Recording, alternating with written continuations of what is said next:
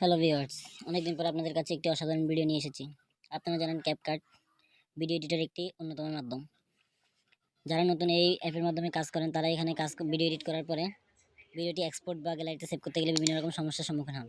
আজকের ভিডিওতে ওইসব সমস্যা কীভাবে সমাধান করবেন সেটা নিয়ে বিস্তারিত আলোচনা করব। চলুন কথা না বাড়িয়ে আমরা আমাদের মূল কাজে চলে যাই। যাদের মোবাইলে ক্যাপকাট অ্যাপটি রয়েছে তারা সরাসরি অ্যাপটি ওপেন করুন, আর যাদের মোবাইলে অ্যাপটি নাই তারা প্লে স্টোর থেকে অ্যাপটি ডাউনলোড করে নেন। তো আমরা সরাসরি অ্যাপটি ওপেন করব।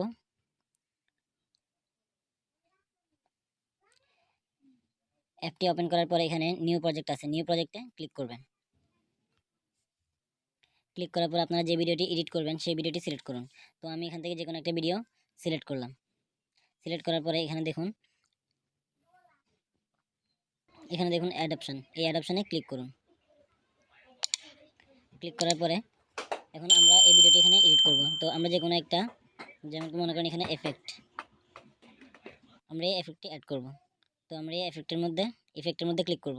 ক্লিক করার পরে এখানে ভিডিও এফেক্ট আছে, ভিডিও এফেক্টে ক্লিক করব। তো এখানে বিভিন্ন অনেক ইফেক্ট চলে আসছে, তো আমরা এখান থেকে যে কোনো একটা সিলেক্ট করে দিলাম। আমরা এখানে প্রথমটা সিলেক্ট করলাম। প্রথম এফেক্টটা সিলেক্ট করে আমরা এখানে যে টিক চিহ্ন আছে ওটাতে ক্লিক করব। ক্লিক করার পরে তো আমাদের আপাতত ভিডিও এডিট করা শেষ ধরলাম। তো আমরা এখন ভিডিওটি গ্যালারিতে সেভ করব বা এক্সপোর্ট করব।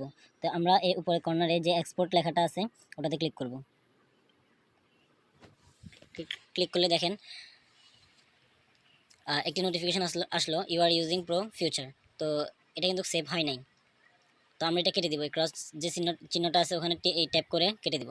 কেটে দেওয়ার পরে দেখুন এটা কেন সেভ হয় নাই। তো এটা সেভ হওয়ার মূল কারণ হলো আমরা আবার আমাদের ভিডিও এফেক্টে চলে যাই।